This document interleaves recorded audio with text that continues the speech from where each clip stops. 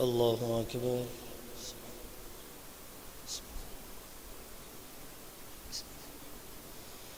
الحمد لله رب العالمين الرحمن الرحيم مالك يوم الدين.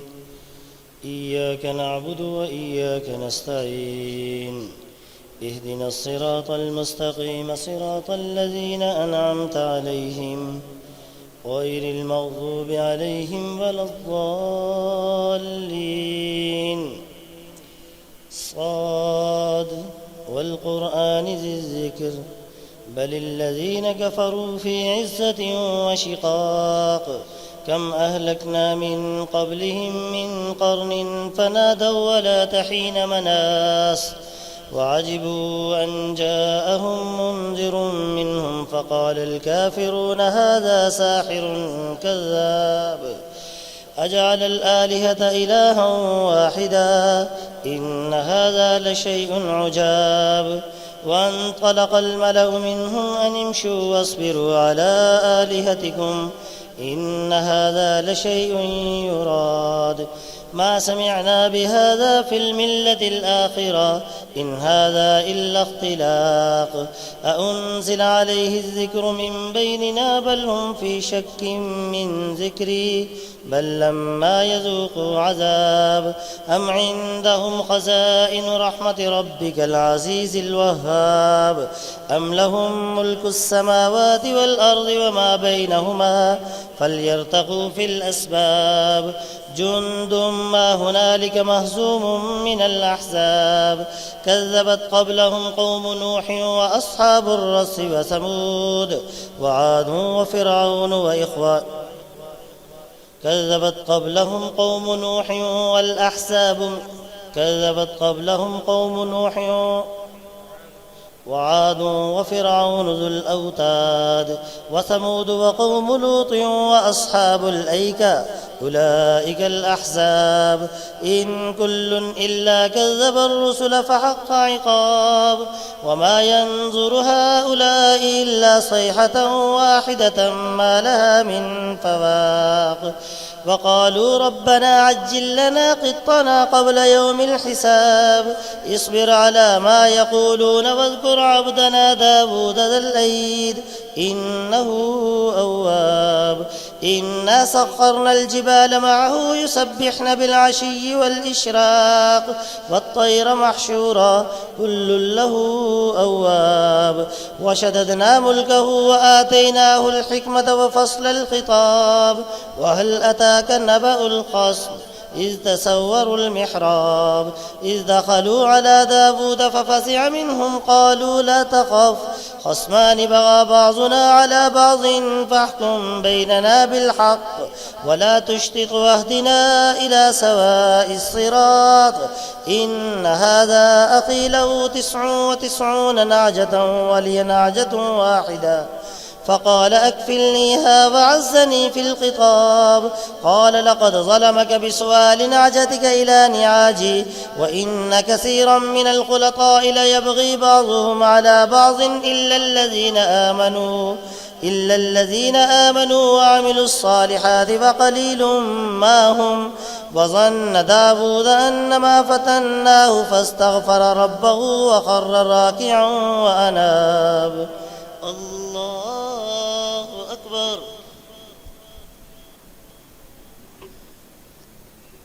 الله أكبر. فغفرنا له ذلك وإن له عندنا لزلفى وحسن مآب. يا داود إنا جعلناك خليفة في الأرض فاحكم بين الناس بالحق ولا تتبع الهوى فيضلك عن سبيل الله.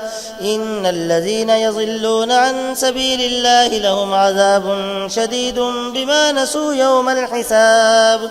وما خلقنا السماء والأرض وما بينهما باطلا ذلك ظن الذين كفروا فويل للذين كفروا من النار.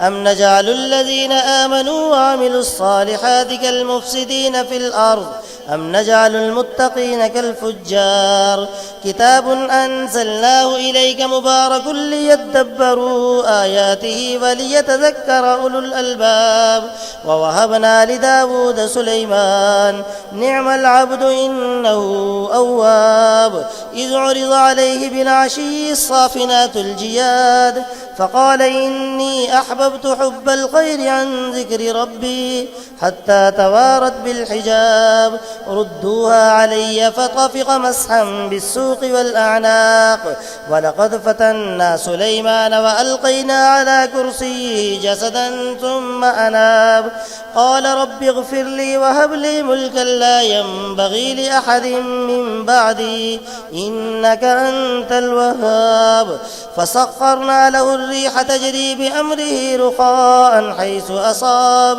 والشياطين كل بناء وغواص وآخرين مقرنين في الأصفاد هذا عطاؤنا فامنن أو أمسك بغير حساب وإن له عندنا لزلفى وحسن مآب واذكر عبدنا أيوب إذ نادى ربه أني مسني الشيطان بنصب وعذاب اركض برجلك هذا مغتسل بارد وشراب ووهبنا له أهله ومثلهم معهم رحمة منا وذكرى لأولي الألباب وخذ بيدك ضغصا فاضرب به ولا تحنث إنا وجدناه صابرا نعم العبد إنه أواب واذكر عبادنا إبراهيم وإسماعيل وإسحاق ويعقوب واذكر عبادنا إبراهيم وإسماعيل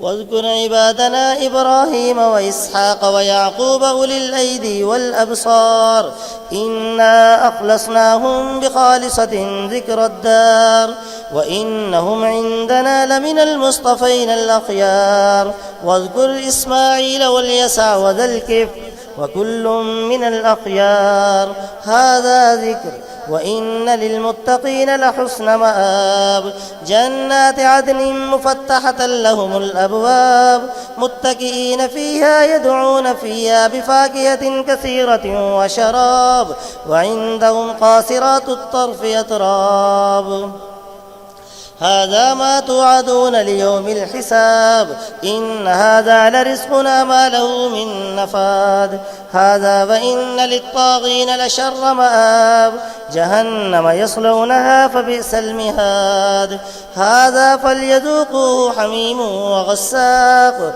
وآخر من شكله أزواج هذا فوج مقتحم معكم لا مرحبا بهم إنهم صالوا النار قالوا بل أنتم لا مرحبا بكم أنتم قدمتموه لنا فبئس القرار قالوا ربنا من قدم لنا هذا فزده عذابا ضعفا في النار وقالوا ما لنا لا نرى رجالا كنا نعدهم من الأشرار اتخذناهم سخريا أم زاغت عنهم الأبصار إن ذلك لحق تخاصم أهل النار الله أكبر سمع الله لمن حمده الله أكبر الله أكبر الله أكبر الله أكبر الحمد لله رب العالمين الرحمن الرحيم مالك يوم الدين إياك نعبد وإياك نستعين اهدنا الصراط المستقيم صراط الذين أنعمت عليهم غير المغضوب عليهم ولا الضالين قل إنما أنا منذر وما من إله إلا الله الواحد القهار رب السماوات والأرض وما بينهما العزيز الغفار قل هو نبأ عظيم أنتم عنه معرضون ما كان لي من علم بالملأ الأعلى إذ يختصمون إن يوحى إلي إلا أنما أنا نذير مبين إذ قال ربك للملائكة إني خالق بشرا من طين فإذا سويته ونفخت فيه من روحي فقعوا له ساجدين فسجد الملائكة كلهم أجمعون إلا إبليس استكبر وكان من الكافرين. قال يا إبليس ما منعك أن تسجد لما خلقت بيدي أستكبرت أم كنت من العالين؟ قال أنا خير منه خلقتني من نار وخلقته من طين. قال فاخرج منها فإنك رجيم وإن عليك لعنتي إلى يوم الدين. قال رب فأنظرني إلى يوم يبعثون. قال فإنك من المنظرين إلى يوم الوقت المعلوم. قال فبعزتك لأغوينهم أجمعين إلا عبادك منهم المخلصين. قال فالحق والحق أقول لأملأن جهنم منك وممن تبعك منهم أجمعين. قل ما أسألكم عليه من أجر وما أنا من المتكلفين إن هو إلا ذكر للعالمين ولتعلمن نبأه بعد حين. تنزيل الكتاب من الله العزيز الحكيم. إنا أنزلنا إليك الكتاب بالحق فاعبد الله مخلصا له الدين ألا لله الدين الخالص والذين اتخذوا من دونه أولياء ما نعبدهم إلا ليقربونا إلى الله زلفى إن الله يحكم بينهم فيما هم فيه يختلفون إن الله لا يهدي من هو كاذب كفار. لو أراد الله أن يتخذ ولدا لاصطفى مما يخلق ما يشاء سبحانه هو الله الواحد القهار. خلق السماوات والأرض بالحق يكبر الليل على النهار ويكبر النهار على الليل وسخر الشمس والقمر كل يجري لأجل مسمى ألا هو العزيز الغفار. خلقكم من نفس واحدة ثم جعل منها زوجها وأنزل لكم من الأنعام 8 أزواج يخلقكم في بطون أمهاتكم خلقا من بعد خلق في ظلمات 3 ذلكم الله ربكم له الملك لا إله إلا هو فأنى تصرفون. إن تكفروا فإن الله غني عنكم ولا يرضى لعباده الكفر وإن تشكروا يرضه لكم ولا تزر وازرة وزر أخرى ثم إلى ربكم مرجعكم فينبئكم بما كنتم تعملون إنه عليم بذات الصدور. وإذا مس الإنسان ضر دعا ربه منيبا إليه ثم إذا خوله نعمة منه نسي ما كان يدعو إليه من قبل وجعل لله أندادا ليضل عن سبيله قل تمتع بكفرك قليلا إنك من أصحاب النار. أمن هو قانت آناء الليل ساجدا وقائما يحذر الآخرة ويرجو رحمة ربه قل هل يستوي الذين يعلمون والذين لا يعلمون إنما يتذكر أولي الألباب. قل يا عبادي الذين آمنوا اتقوا ربكم للذين أحسنوا في هذه الدنيا حسنة وأرض الله واسعة إنما يوفى الصابرون أجرهم بغير حساب. قل إني أمرت أن أعبد الله مخلصا له الدين وأمرت لأن أكون أول المسلمين. قل إني أخاف إن عصيت ربي عذاب يوم عظيم من يصرف عنه يومئذ فقد رحمه. قل إني أخاف إن عصيت ربي عذاب يوم عظيم. قل الله أعبد مخلصا له ديني فاعبدوا ما شئتم من دوني. قل إن الخاسرين الذين خسروا أنفسهم وأهليهم يوم القيامة ألا ذلك هو الخسران المبين. لهم من فوقهم ظلل من النار ومن تحتهم ظلل ذلك يخفف الله به عباده يا عباد فاتقون. والذين اجتنبوا الطاغوت أن يعبدوا عبدوها وأنابوا إلى الله لهم البشرى فبشر عباد الذين يستمعون القول فيتبعون أحسنه أولئك الذين هداهم الله وأولئك هم أولو الألباب أفمن حق عليه كلمة العذاب أفأنت تنقذ من في النار لكن الذين اتقوا ربهم لهم غرف من فوقها غرف مبنية تجري من تحتها الأنهار وعد الله لا يخلف الله الميعاد ألم تر أن الله أنزل من السماء ماء فسلكه ينابيع في الأرض ثم يخرج به زرعا مختلفا ألوانه ثم يجعله حطاما إن في ذلك لذكر ألم تر أن الله أنزل من السماء ماء فسلكه ينابيع في الأرض ثم يخرج به زرعا مختلفا ألوانه ثم يجعله حطاما ثم يهيج فتراه مصفرا ثم يجعله حطاما إن في ذلك لذكرى لأولي الألباب أفمن شرح الله صدره للإسلام فهو على نور من ربه فويل للقاسية قلوبهم من ذكر الله أولئك في ضلال مبين الله نزل أحسن الحديث كتابا متشابها مثانية تقشعر منه جلود الذين يخشون ربهم ثم تلين جلودهم وقلوبهم إلى ذكر الله ذلك هدى الله يهدي به من يشاء ومن يضلل الله فما له من هاد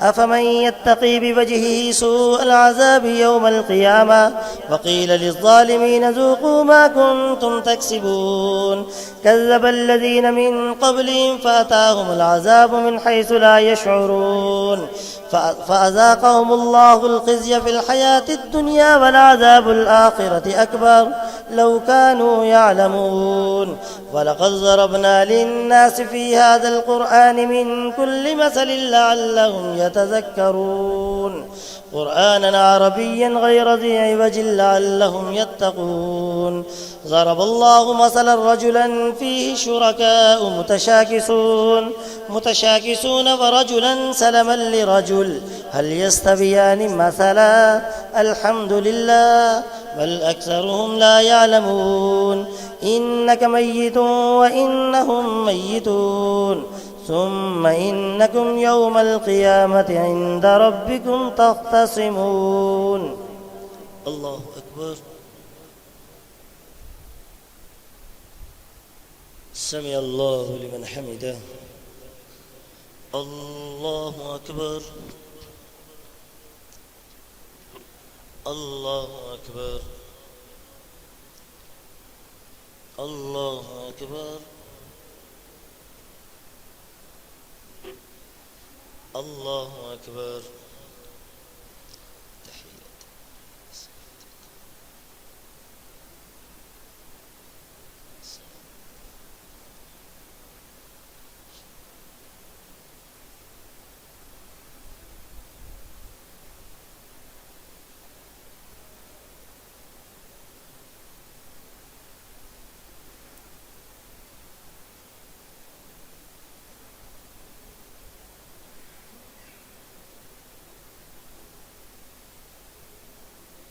السلام عليكم ورحمة الله السلام عليكم ورحمة الله